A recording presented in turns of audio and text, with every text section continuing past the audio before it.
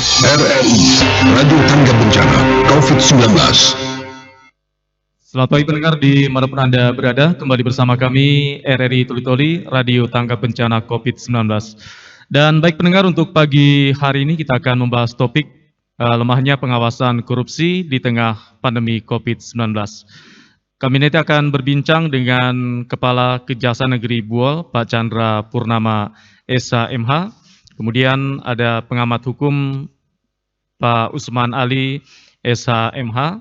Dan beberapa narasumber lainnya masih coba kami hubungi untuk bersama-sama berdiskusi terkait topik yang kami angkat di pagi hari ini, lemahnya pengawasan korupsi di tengah pandemi COVID-19. Seperti kita ketahui bersama bahwa dalam rangka menangani pandemi COVID-19 ini, tahun 2020 hingga 2021 ini, berbagai kebijakan dan langkah ditempuh oleh pemerintah, mulai pusat hingga daerah. Salah satunya itu melalui refocusing anggaran.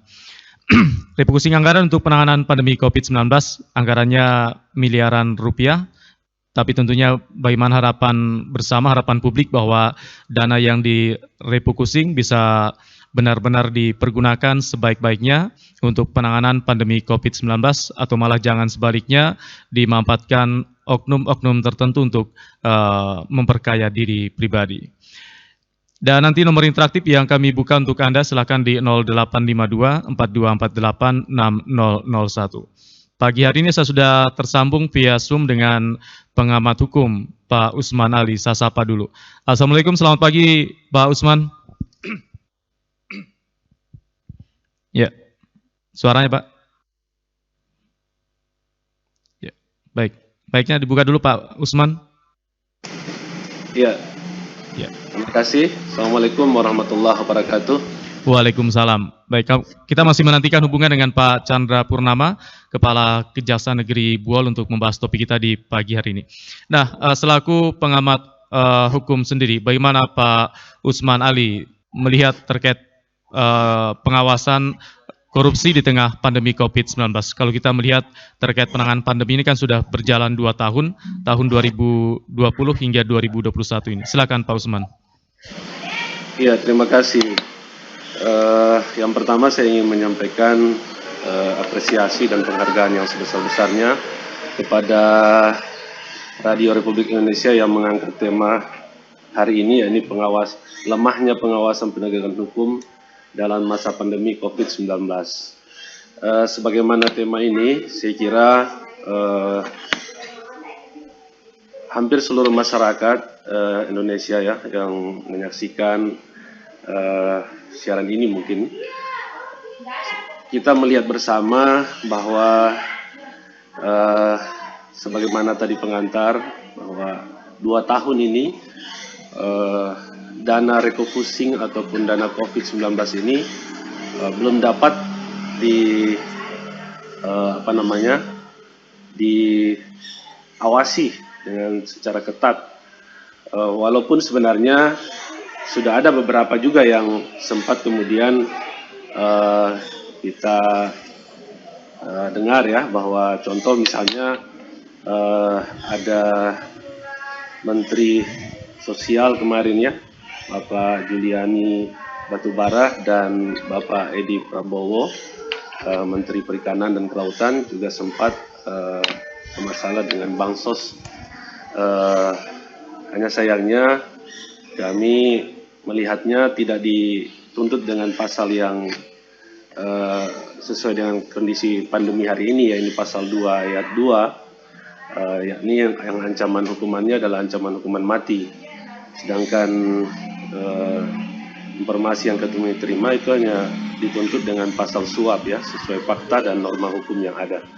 Saya kira demikian, terima kasih. Oke, baik, sebelum kita lanjutkan Pak Usman, kita menyapa dulu Pak Chandra Purnama selaku Kepala Kejaksaan Negeri Buol. Selamat pagi Pak Chandra. Halo Pak Chandra. Baik. Ya, rupanya masih halo, selamat pagi Pak Chandra. Halo. Baik. Kami masih coba menyapa Pak Chandra. Selamat pagi Pak Chandra. Bagaimana modulasinya? Ya, modulasi Bapak belum kami terima di sini, Pak. Baik.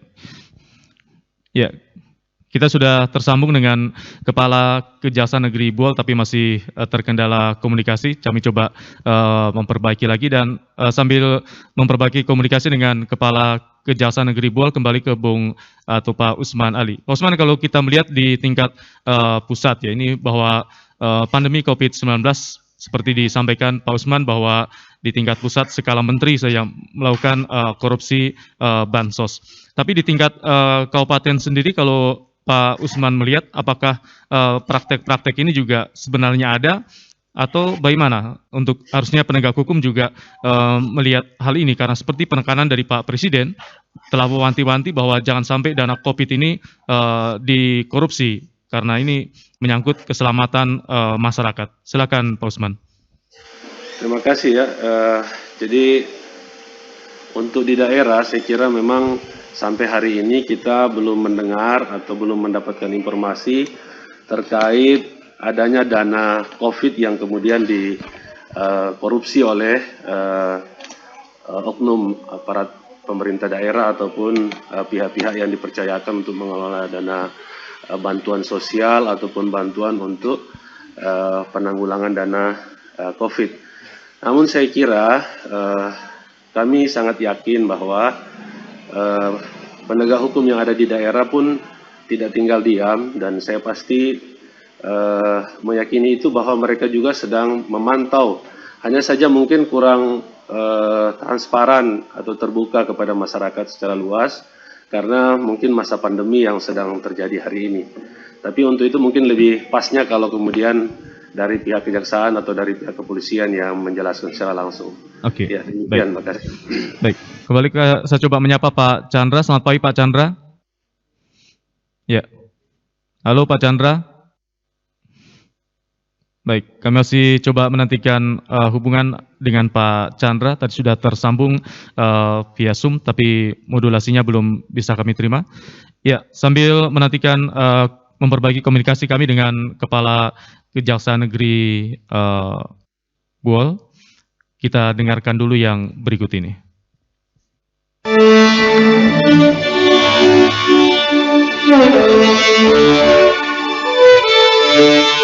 Persatuan Indonesia adalah bunyi sila ketiga dari Pancasila.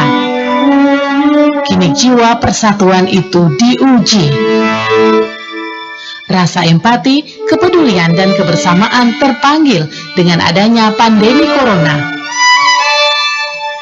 Jika kita pernah bertanya, apa yang bisa kita berikan untuk bangsa ini?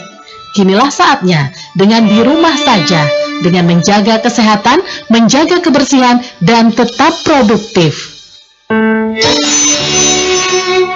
Di rumah aja. Di rumah aja. Di rumah saja. Di rumah saja. Di rumah aja. Di rumah saja. Di rumah aja. Di rumah aja. Di rumah aja. Di rumah aja. Di rumah aja. Di rumah aja. Di rumah aja. Di rumah saja, gerakan sederhana namun memberikan sumbangsi besar bagi bumi pertiwi.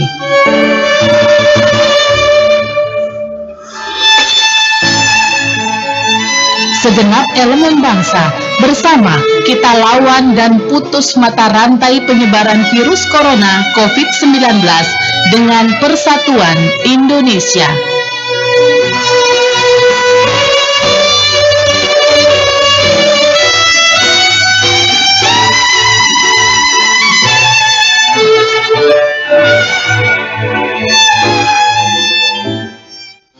RRI, Radio Tangga Bencana COVID-19. Dari kawasan Puja Kabinuang 93 masih bersama Dialog Lintas Pagi RRI Tulitoli, lemahnya pengawasan korupsi di tengah pandemi COVID-19. Saya coba kembali menyapa Kepala Kejaksaan Negeri Buol, Pak Lutfi Akbar. Selamat pagi Pak Lutfi. Ya, Assalamualaikum, selamat pagi. Baik, rupanya masih sedikit mengalami kendala komunikasi di pagi hari ini. Selamat pagi Pak Lutfi. Baik. Ya, masih terkendala ya. Dan kami juga menantikan atensi Anda silakan di 0852 4248 6001. Anda selaku publik, selaku masyarakat, bagaimana penilaian Anda terkait penanganan pandemi COVID-19 lewat anggaran yang digelontorkan miliaran rupiah yang telah digelontorkan pemerintah mulai pusat daerah di penanganan pandemi COVID-19, utamanya di tahun 2020 kemarin. Silakan Anda bisa bergabung bersama kami di 0852 4248 6001. Sambil kami masih menantikan hubungan komunikasi kami dengan Kepala Kejaksaan Negeri Buol, Pak Lutfi Akbar Esa MH ya, yang sudah tergabung bersama kami via Zoom, tapi masih sedikit mengalami kendala di komunikasi.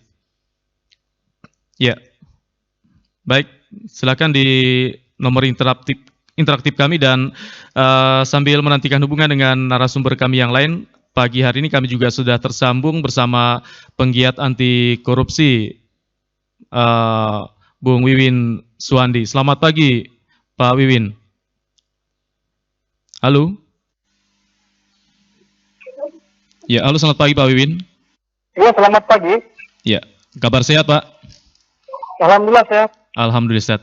Baik, selaku penggiat anti korupsi di tengah pandemi COVID-19 ini, banyak anggaran yang dikucurkan oleh pemerintah mulai pusat hingga daerah untuk penanganan pandemi COVID-19 di berbagai sektor, baik kesehatan maupun penanganan sosial. Nah, selaku penggiat anti korupsi sendiri, dengan anggaran yang telah dikucurkan lewat dana refocusing, bagaimana pengamatan Pak Wiwin di tingkat lapangan sendiri? Iya, anggaran itu kan selalu punya rasio ya, selalu punya alat ukur untuk apa dia dikeluarkan dan manfaatnya seberapa besar yang bisa diharapkan dan diukur secara kuantitatif gitu. Nah, kalau kita hitung dari rasio itu, kita bisa melihat banyak fakta yang menunjukkan bahwa anggaran refocusing pandemi COVID ini itu tidak kompatibel dengan jumlah angka terkonfirmasi positif COVID yang semakin hari semakin menunjukkan grafik yang meningkat, termasuk angka kematian di situ. Nah, artinya kan dari logika anggaran saja bisa kita nilai bahwa ada problem di situ. Anggaran ini kan bukan dikeluarkan baru tahun ini ya, dari sejak awal COVID. Kita mulai serius menangani itu kan nanti Maret 2020 ya, sekitar 2020 atau 2019, saya tidak hafal betul, tapi sekitar pertengahan itu. Nah, anggaran itu kan berarti sudah masuk di skema anggaran yang untuk tahun kedua.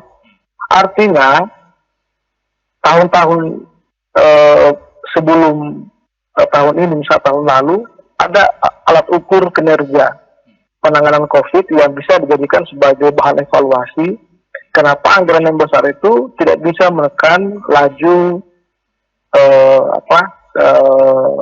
terkonfirmasi COVID yang semakin hari semakin menunjukkan angka yang bertambah. Nah, itu kan harus kemudian menjadi bahan pertanyaan sekaligus bahan evaluasi. Ada apa dengan itu? Yang kedua, kalau terkait dengan penyelenggaraan anggaran COVID, yang paling fenomenal itu kan kasus korupsi bantuan sosial untuk mengatasi kesenjangan sosial akibat di tengah pandemi COVID yang dilakukan oleh Menteri Sosial. Nah, itu adalah satu kasus yang membuka tabur gelap isu-isu yang berseliweran selama ini, bahwa ternyata betul ada penyimpangan dana bantuan sosial untuk masyarakat yang terdampak COVID. Tapi celakanya kita bisa melihat bahwa kinerja penegak hukum pemberantasan tipikor dalam kasus itu ternyata jauh panggang dari api. Yeah. KPK yang menjadi penyidik sekaligus penuntut di sini, awal mulanya itu misalnya kita lihat dengan berapi-api mengatakan bahwa tersangkanya bisa dijerat dengan hukuman mati. Yeah. Karena memang dalam undang-undang tipikor itu ada ancaman untuk pidana mati jika korupsi itu dilakukan dalam situasi Misalnya negara sedang terkena sebuah bencana alam, misalnya wabah penyakit. Nah, itu bisa dikenakan pidana mati untuk kasus-kasus dengan situasi seperti itu. Oke. Tapi Baik. beberapa waktu kemudian kita lagi mendengar statement Ketua KPK menyatakan bahwa pidananya bukan pidana mati tapi seumur hidup. Terakhir kita lihat yang bersangkutan dituntut hanya 11 tahun penjara. Oke. Ya. Ya kita bisa lihat bagaimana negara memang sangat tidak mendukung, Oke. sangat tidak pro dengan pemberantasan korupsi selama ini. Oke. Dan Ya, memang sepertinya negara seakan-akan menyepelekan kasus COVID ini dari perspektif penegakan hukumnya. Oke. Baik, sebelum lanjut, Artinya Bung Wiwin. masyarakat yang kritis bisa melihat bahwa gimana caranya COVID itu bisa kita tangani dengan baik kalau cara pandang negara terhadap masalah ini itu bukan dalam konteks primer, Oke. Ya. dalam Sebelum konteks kita sebagai hal lanjut, yang urgen, oke. gitu kan? Saya akan Harus menyapa segera, dulu. diselesaikan dari semua aspek. Oke, baik. Ya, Sebelum dari kita lanjut, semua kita aspek, bukan menyapa cuma dulu kesehatan, saya Kepala kira. COVID Kejaksaan telah Negeri Buol, Bung membuat efek Wiwin. Oke, baik. Selamat pagi Pak Lutfi Akbar. Ya, selamat pagi Pak Lutfi. Halo? Ya, baik. Modulasinya belum kami terima di sini Pak, suaranya Pak. Oke, baik. Halo, selamat pagi Pak Lutfi. Ya, kita masih mengalami kendala dengan Kepala Kejaksaan Negeri Buol untuk pagi hari ini. Ya, baik. Baik, kembali kami sampaikan di 0852 4248 6001. Sambil terus menantikan atau memperbaiki komunikasi kembali kami ke Pak Usman Ali selaku pengamat hukum. Ya, Pak Usman, seperti disampaikan oleh Pak Wiwin Suwandi selaku penggiat anti korupsi bahwa di tengah pandemi ini ternyata juga masih ada oknum-oknum yang mencoba mencari keuntungan pribadi dengan mengkorupsi anggaran yang untuk penanganan pandemi COVID-19 untuk kepentingan kelompok atau pribadinya. Tapi ternyata di sini konsistensi dari penegak hukum yang dinilai agak lemah karena sebelumnya tuntutannya adalah tuntutan yang cukup berat, tapi ternyata tuntutannya bisa ringan. Salah satunya dicontohkan adalah kasus mantan Menteri Sosial kita. Nah, selaku pengamat hukum sendiri, bagaimana Pak Usman melihat hal ini? Ya, suaranya Pak. Iya, terima kasih. Iya, jadi mungkin banyak ya yang beranggapan bahwa dana COVID ini ada hal yang kemudian perlu untuk kita amati. Kami sendiri bersama teman-teman dan rekan-rekan saya di Kabupaten Toli-Toli itu pernah melakukan kegiatan Focus Group Discussion atau FGD, yakni Toli-Toli Lawyers Club. Itu menyangkut penggunaan dana COVID itu sendiri, dan kami memang benar agak kesulitan juga mengakses penggunaan dana tersebut, dan bahkan kami juga sudah melakukan kegiatan hearing bersama DPRD Kabupaten Toli-Toli pada saat itu. Hanya memang pada saat itu tim COVID-19 ini sempat hadir, ada Pak Dokter menjelaskan dengan kondisi yang seperti saat ini memang sangat sulit sekali. Namun tim COVID ini kan terdiri dari beberapa pejabat-pejabat yang ada di Pemda, dan juga termasuk di dalamnya ada aparat penegak hukum. Sehingga yang dibutuhkan memang perlu ada transparansi dan perlu ada koordinasi sehingga pengawasan terhadap dana COVID ini bisa dilakukan secara bersama-sama, secara simultan, sehingga tidak ada kekhawatiran itu bisa terjawab dengan baik. Apalagi kondisi saat ini masa pandemi semakin meningkat, sehingga penggunaan dana COVID ini diharapkan bisa maksimal. Di lapangan kita melihat bahwa ada beberapa fasilitas-fasilitas umum, termasuk tempat cuci tangan dan bak air itu tidak berfungsi dengan baik. Ya, termasuk yang ada di pasar, di lapangan Haji Hayur untuk yang berada di wilayah Toli-Toli, itu banyak yang kemudian tidak dapat digunakan dengan baik oleh masyarakat. Ya, mudah-mudahan ke depan ini bisa menjadi pengawasan dari penegak hukum, dalam hal ini kepolisian dan kejaksaan bisa lebih ketat.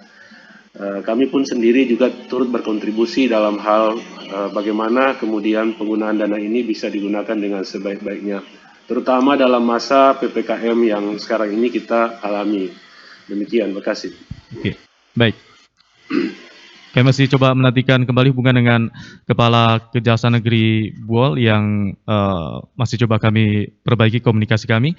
Baik, kembali ke Bung atau Pak Wiwin Suwandi. Pak Wiwin selaku penggiat anti korupsi, di tengah penanganan pandemi COVID-19 ini para pejabat kita yang mengelola keuangan negara ini kan juga harus mendapat pendampingan. Jangan malah mereka merasa ketakutan untuk menggunakan anggaran refocusing penanganan pandemi COVID-19 sehingga dengan ketakutan ini tidak maksimal untuk penanganan pandemi COVID. Nah, selaku penggiat anti korupsi sendiri seharusnya bagaimana juga penegak hukum ikut mendampingi agar langkah-langkah yang dilakukan oleh para kepala daerah kita ini tidak sampai salah. Silakan Pak Wiwin.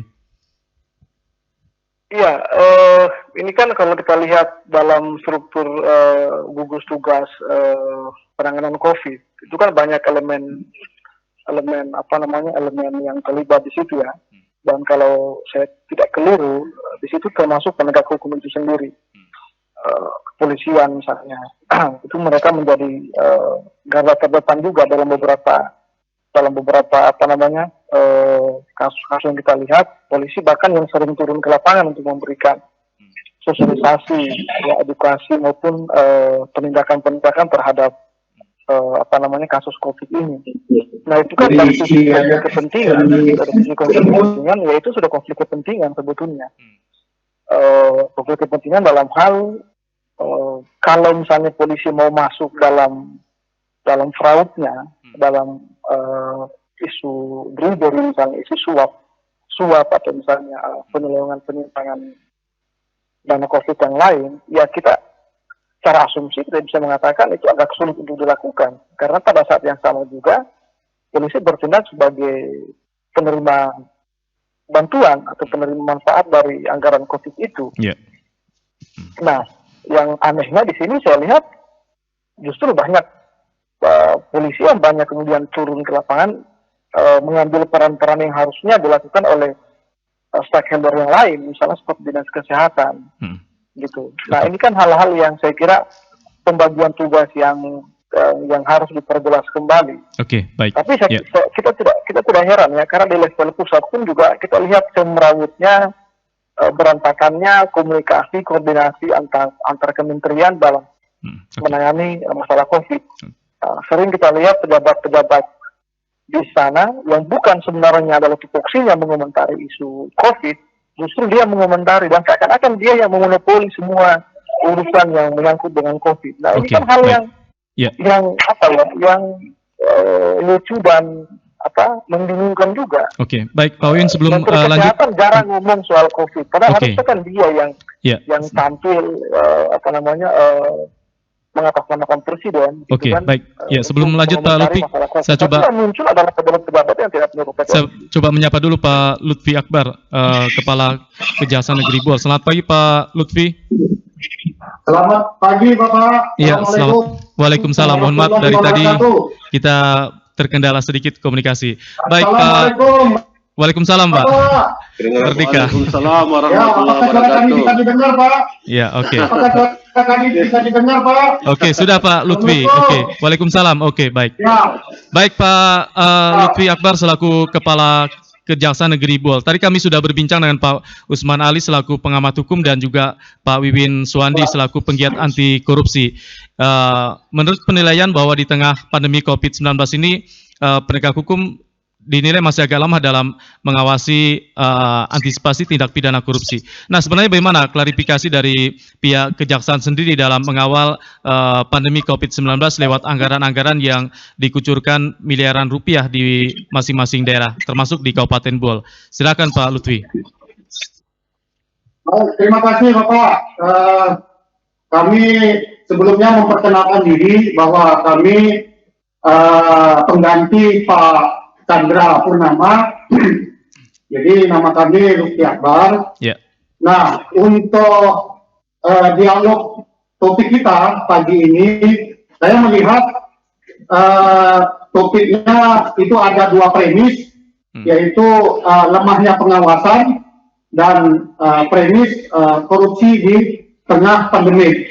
Nah, ketika kita menguraikan dua premis ini, lemahnya pengawasan dan korupsi di tengah pandemi, kaitannya kita perlu komitmen dulu. Kita perlu komitmen bersama dan adanya suatu kepedulian atau perhatian khusus. Nah, memang ada beberapa kegiatan penanganan COVID, termasuk di dalamnya pencegahan dan pengendalian virus corona. Ini perlu koordinasi lintas sektoral.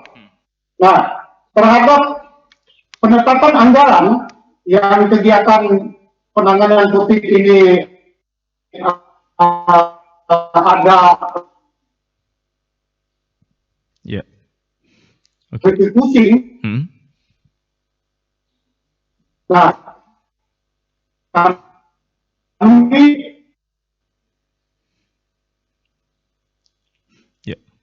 baik. Oke. Ya, rupanya nasional. Oke. Ya, sedikit mengalami terputus-putus suaranya Pak Kepala Kejaksaan Negeri Bol, mungkin karena jaringan kita, tapi oke. Kemudian juga termasuk adanya provokasi yang mendiskreditkan vaksin. Nah, seperti adanya berita-berita hoax. Nah, ini yang kita lakukan pengawalan. Kemudian dalam rangka akselerasi atau percepatan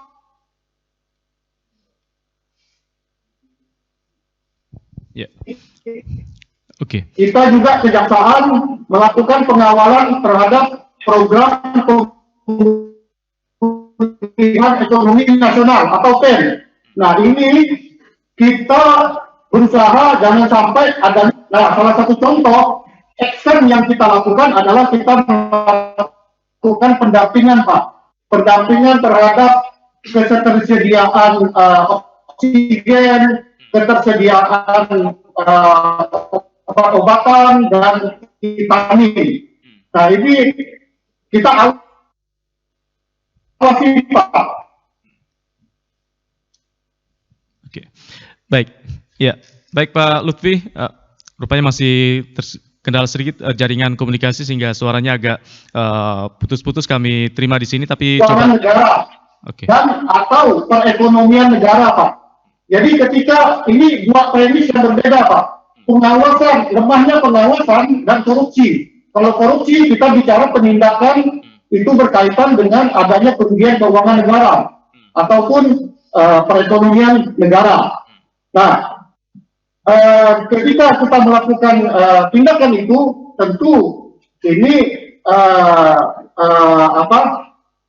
kita ya mungkin ada suatu kasus barangkali Bapak, tapi alhamdulillah untuk di daerah Buol kita belum menemukan adanya suatu penyimpangan terhadap anggaran dana penanganan COVID-19 ini, Pak. Oke. Jadi kami melakukan pendampingan, Pak, untuk sehingga apa yang disampaikan tadi adanya suatu ketakutan ataupun kekhawatiran terhadap kriminalisasi dalam hal penyerapan anggaran COVID-19 ini, kita jamin, Pak, insya Allah ketika unsur mensreanya itu tidak ada, akan kita jamin bahwa penyerapan anggaran COVID-19 aman, Pak.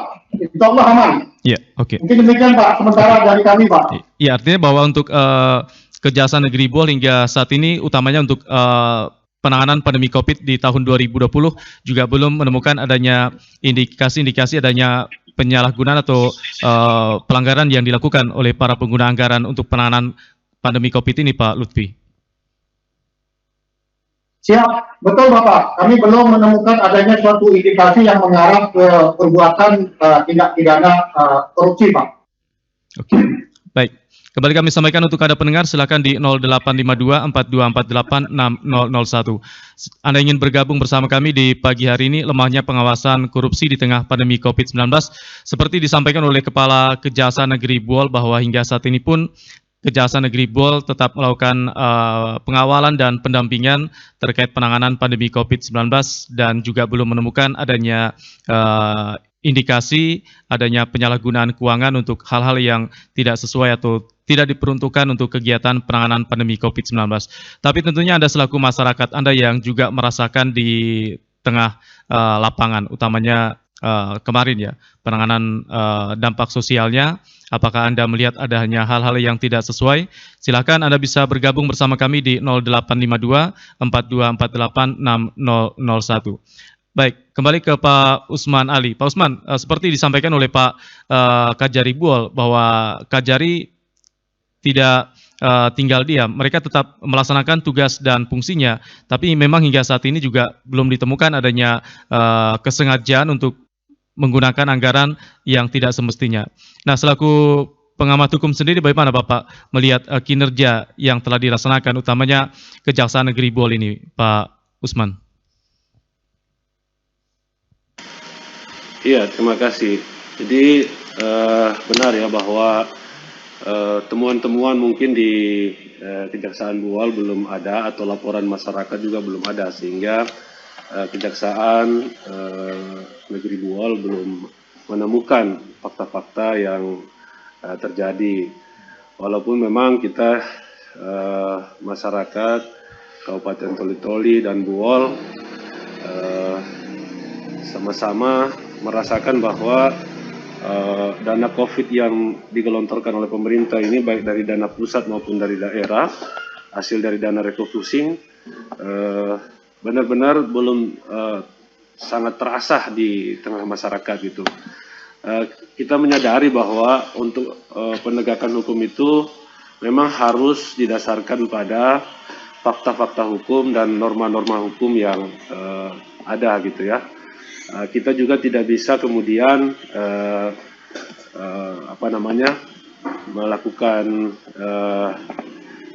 semacam justifikasi lah bahwa dana COVID ini telah disalahgunakan atau seperti apa. Hanya yang paling penting sebenarnya adalah bagaimana kemudian dana COVID ini asas manfaatnya terasa di tengah-tengah masyarakat begitu.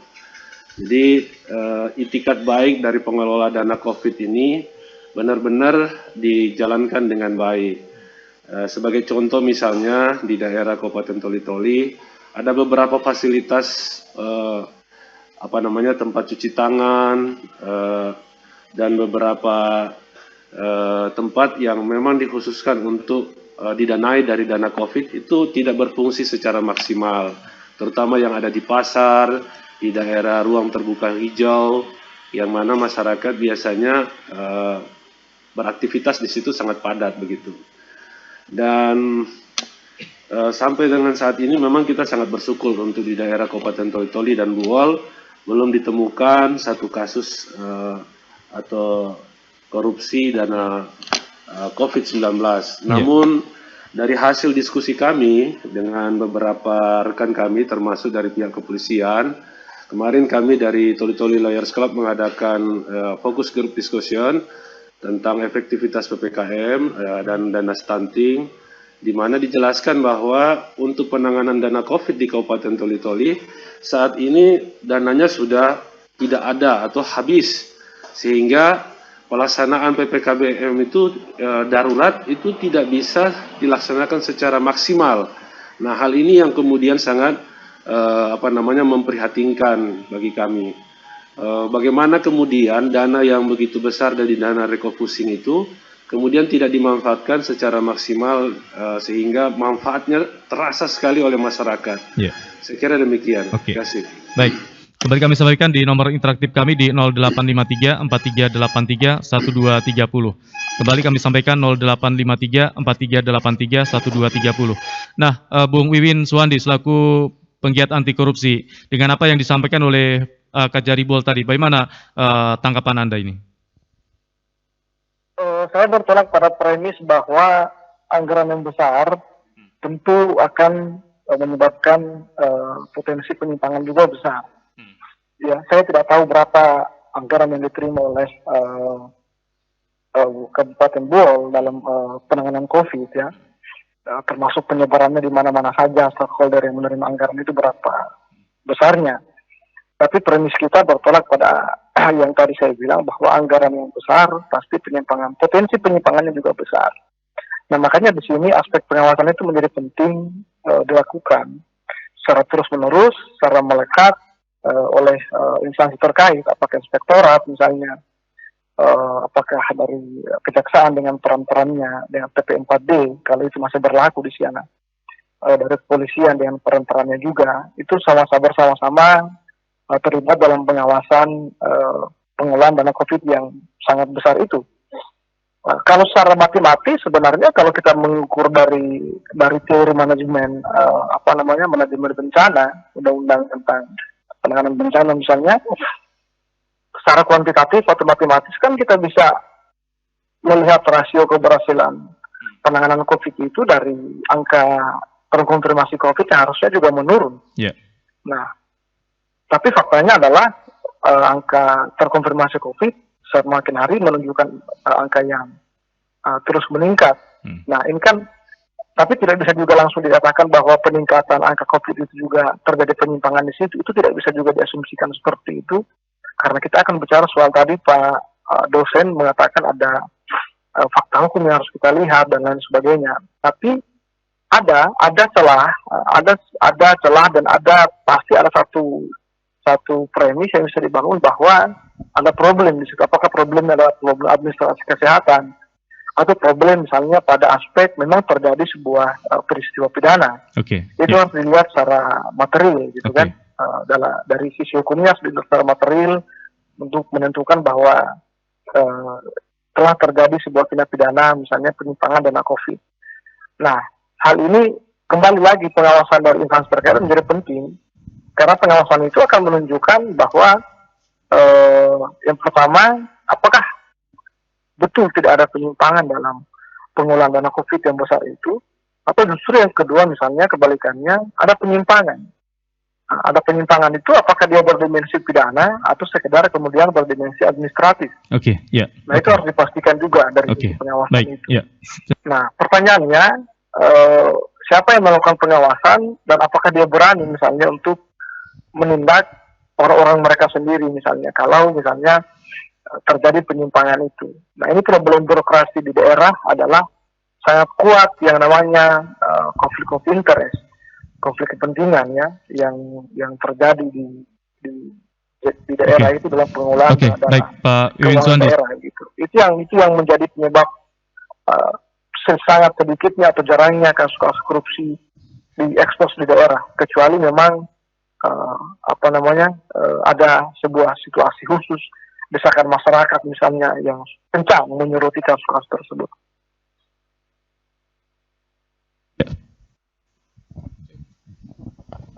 Baik, saya ke Pak.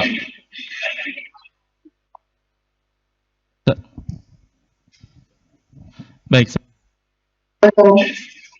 Halo Pak, Assalamualaikum. Halo, Assalamualaikum Pak.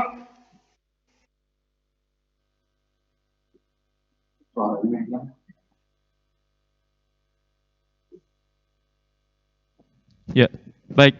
Nah, Pak Jaribul, dengan apa yang disampaikan oleh Pak Usman Ali dan juga Pak Wiwin. Nah, bagaimana juga Kak Jari sebenarnya menyikapi hal ini, Pak? Bahwa tentunya penanganan atau indikasi adanya penyimpangan anggaran itu bukan hanya dari segi laporan, tapi juga harus melihat ke tingkat lapangan, seperti asas manfaat dari anggaran yang dipergunakan untuk hal-hal penanganan pandemi COVID-19. Nah, bagaimana Kejaksaan melihat hal ini? Silakan Pak Lutfi. Baik, terima kasih Pak. Jadi kalau kita bicara premis korupsi di masa pandemi ini, jadi setiap kegiatan pengelolaan keuangan ini memang dimungkinkan terjadi adanya risiko. Nah, oleh karena itu menjadi tanggung jawab kita bersama, ya, bahwa risiko tersebut itu tidak terjadi karena adanya niat jahat atau mens rea, ya, dari si pelaku, di mana niat jahat itu dimungkinkan itu untuk menguntungkan diri sendiri atau orang lain, sehingga terjadi juga menimbulkan kerugian keuangan negara. Nah, itulah Pak, ketika kita bicara premis korupsi di masa pandemi ini, jadi penyimpangan korupsinya ada di poin kerugian keuangan negara atau perekonomian negara dari niat jahat atau mens rea si pelaku. Namun demikian Pak, barangkali juga tadi sudah disinggung bahwa penyimpangan itu bisa saja terjadi karena adanya kesalahan di dalam administrasi.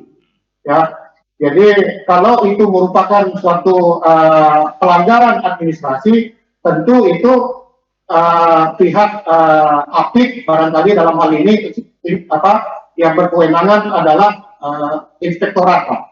Jadi kita APH, aparat penegak hukum, hanya melihat dari sisi adanya ranah pidana. Dalam hal ini kejaksaan selaku penyidik tindak pidana korupsi, tentu kita fokus kepada premis adanya tipikor. Mungkin demikian, Pak. Ya, artinya Pak. Terima kasih, Pak. Ya, artinya Pak Lutfi bahwa untuk penanganan pandemi COVID-19 tidak dapat kita pungkiri bahwa di tahun 2020 itu adalah baru pertama dan mungkin juga mendadak, sehingga mungkin dari segi perencanaan juga terkait anggaran pandemi COVID tidak terlalu maksimal. Itu dapat kita rasakan sebagai masyarakat. Tapi bagaimana untuk tahun 2021 ini dengan pengalaman tahun 2020 agar dana refocusing yang kembali dilakukan benar-benar asas manfaatnya dirasakan oleh masyarakat. Salah satunya tadi yang disoroti oleh Pak Wiwin adalah anggaran yang besar harusnya bisa menekan angka kasus COVID, jangan malah terus meningkat, Pak Lutfi. Ya, bagi kami optimis Pak bahwa dana penanganan COVID-19 ini meskipun terjadi adanya refocusing tetap akan berjalan sesuai dengan program pemerintah Pak yang sudah dicanangkan oleh Bapak Presiden. Nah, kita dalam hal ini kejaksaan kita tetap kita kawal Pak, mulai dari program vaksinasi nasional, kemudian juga dalam rangka percepatan pemulihan ekonomi nasional Pak. Jadi program kita dalam pengawalan pemulihan ekonomi nasional atau PEN dalam masa pandemi ini kita mendampingi dari Dinas Kesehatan Pak untuk penyerapan anggarannya Pak. Mungkin demikian Pak. Ya, karena memang kami juga sempat berdiskusi dengan anggota DPD RI perwakilan Sulawesi Tengah Pak Abdul Taha yang mengharapkan bahwa aparat penegak hukum, utamanya kejaksaan juga jangan seperti menakut-nakuti para pengguna anggaran, utamanya para kepala desa di tengah pandemi COVID-19 ini. Nah, tapi kan juga diharapkan bahwa bukan berarti aparat penegak hukum atau kejaksaan tutup mata. Nah, bagaimana juga harapan Bapak kepada semua masyarakat, utamanya ini kan penanganan pandemi COVID-19 hingga tingkat desa juga mempergunakan anggaran refocusing dana desa untuk penanganan pandemi COVID, Pak Kajari. Baik, terima kasih Pak. Sebagaimana tadi sudah saya sampaikan bahwa kita melakukan pengawalan dan pendampingan terhadap penyerapan anggaran penanganan COVID-19 ini Pak. Jadi harapan kami tidak ada suatu kekhawatiran ya terhadap penyerapan anggaran untuk aparat penegak hukum itu, dalam hal ini yang ditakuti atau dikhawatirkan melakukan kriminalisasi. Pada prinsipnya Pak, bagi saya ketika tidak ditemukan adanya unsur mensria atau unsur niat jahat, insya Allah penyerapan anggaran penanganan COVID itu aman, Pak. Nah, yang penting mari kita berkomitmen bersama dan kita lakukan koordinasi bahwa penyaluran penanganan COVID ini sesuai dengan sasarannya, Pak. Mungkin demikian, Pak. Oke, baik. Saya ke Pak Usman Ali. Pak Usman Ali, seperti pertanyaan saya kepada Pak Kajari bahwa memang tidak dapat dipungkiri di tahun 2020 semuanya serba mendadak ya, karena memang kita dikejutkan dengan pandemi ini. Tapi belajar pengalaman tahun 2020 di 2021 ini, selaku advokat dan praktisi hukum, apa sumbangsi dari Bung Usman Ali sendiri untuk mengawal anggaran ini agar tepat sasaran dan tepat guna, seperti disampaikan oleh Pak Wiwin tadi, anggaran yang besar tentunya harus berkolerasi dengan angka COVID yang harusnya lebih bisa menekan atau diturunkan. Silakan Pak Usman. Ya, suaranya Pak. Ya, terima kasih. Jadi seperti tadi sudah disinggung di awal bahwa sampai dengan saat ini penggunaan dana COVID ini belum ditemukan kasus korupsi, dan ya, kita bersyukur bahwa sampai dengan saat ini semuanya masih aman-aman saja. Ya, kami berharap sebenarnya penggunaan dana COVID-19 ini sepanjang digunakan dengan itikat baik dan secara patut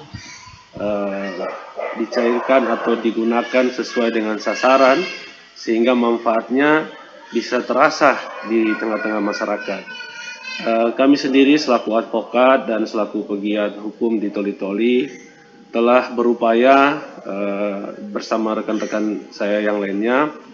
Kami telah melakukan upaya berupa hearing ke DPR karena terkait dengan berapa besarnya jumlah anggaran kami tidak menemukannya, dan Ketua DPR pada saat itu menyampaikan anggaran itu secara garis besarnya saja, sehingga memang kita agak kesulitan dalam hal misalnya turut serta berpartisipasi aktif dalam pengawasan anggaran tersebut.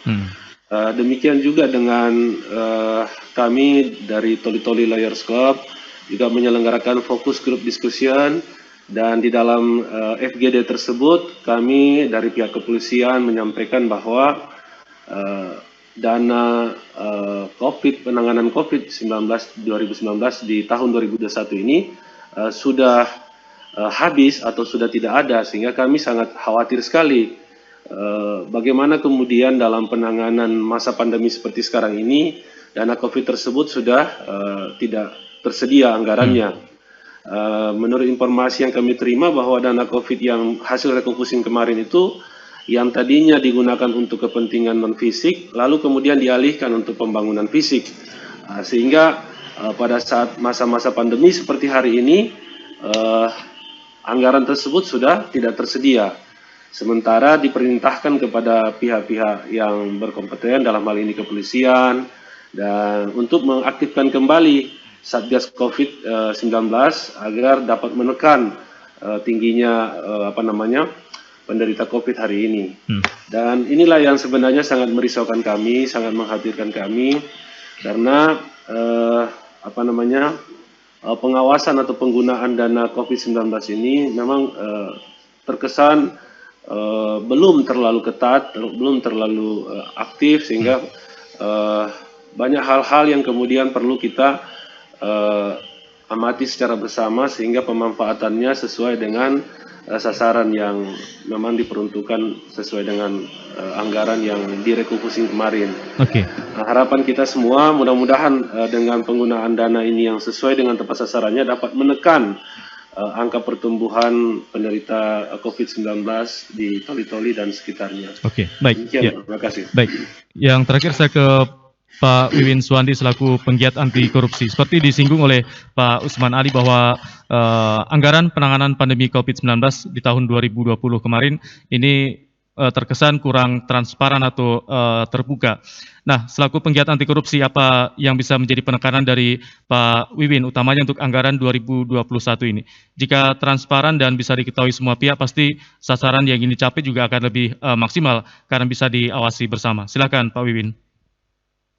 Iya, yang paling susah di negara ini kan adalah itu Pak, transparansi, keterbukaan pengelolaan anggaran. Di mana-mana saya kira di semua daerah punya problem yang sama kalau kita mau akses anggaran daerah di sektor-sektor tertentu itu susahnya minta ampun. Termasuk kemudian dalam isu COVID ini. Saya kira tidak ada daerah yang bisa menunjukkan tata kelola transparansi anggaran penggunaan dana COVID itu sesuai dengan apa yang kita yakini. Yeah. Karena memang COVID ini sangat kompleks. Sangat kompleks sekali memang kemudian problemnya. Seperti tadi yang disinggung dari awal bahwa efek dari COVID ini adalah multidimensi. Efek dominonya di hampir semua sektor, bukan hanya hampir, di semua sektor terdampak COVID. Hanya kan ada beberapa skala-skala prioritas yang paling terdampak, misalnya sektor kesehatan dan ekonomi. Baik. Ya, nah, Pak Win, saya potong dulu. Saya kira adalah pengawasannya saja, Pak. Coba menyapa Pak Ramli Doho selaku penelpon kita yang terakhir sebelum kita akhiri dialog kita. Silakan Pak Ramli Doho, mungkin singkat karena waktu kita sudah di ujung dialog. Ya, terima kasih. Assalamualaikum warahmatullahi wabarakatuh. Waalaikumsalam, Pak.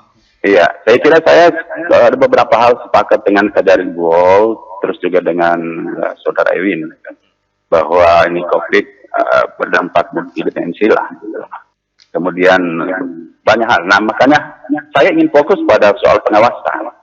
Ketika kita bicara soal pengawasan, maka kita akan bicara soal sistem, bagaimana cara pengawasan itu. Yang kedua, kemudian terkait dengan karakter orang yang menjalankan amanah itu. Tadi dijelaskan oleh Kak Jari soal menstrea, jiwa jahat, ada keinginan jahat untuk korupsi. Kan? Nah, ini yang harus kita benahi terkait dengan penanganan dana refocusing 2021 berangkat dari penanganan dana 2020 kemarin, maka sebenarnya kalau bicara soal pengawasan harus semua pihak terlibat. Saya heran justru kenapa ada isu mengatakan anggota DPR saja nggak tahu itu dana itu kemana. Jangankan anggota DPR saja tidak tahu, lalu bagaimana masyarakat?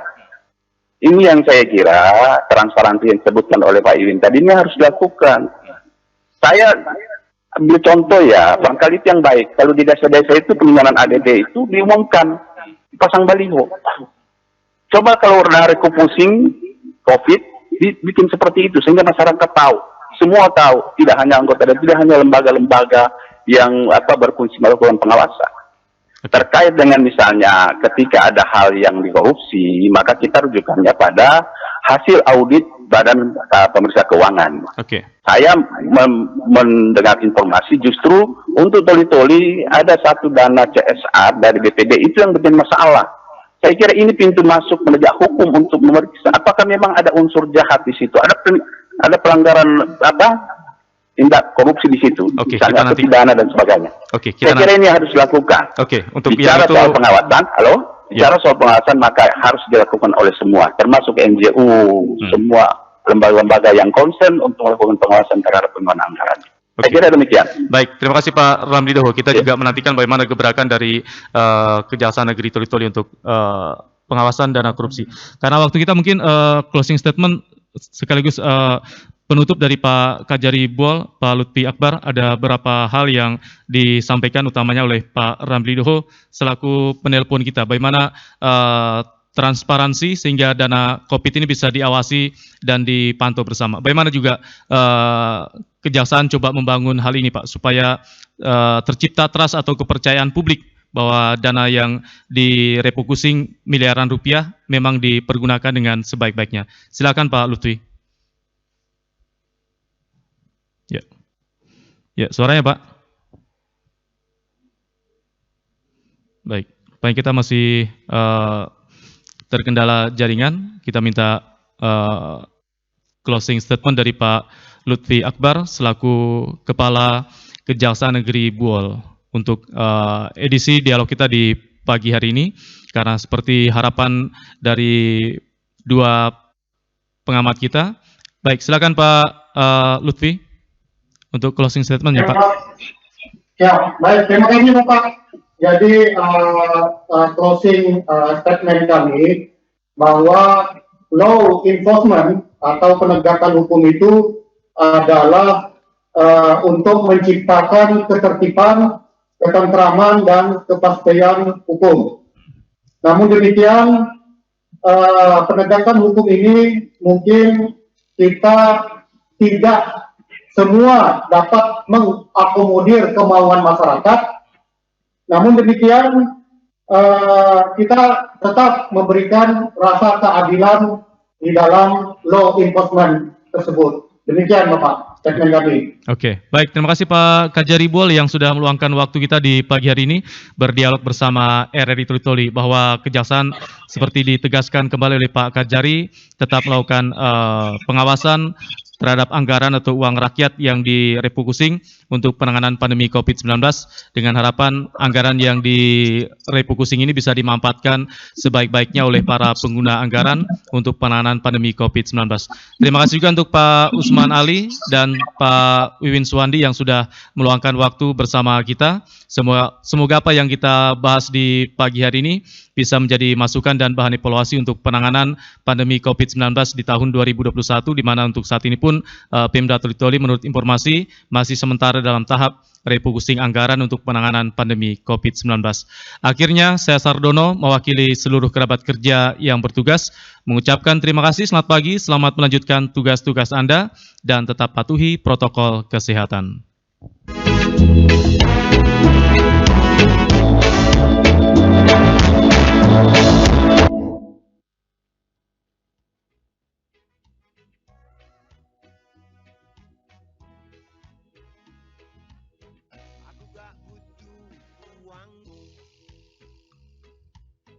Aku gak butuh hartamu,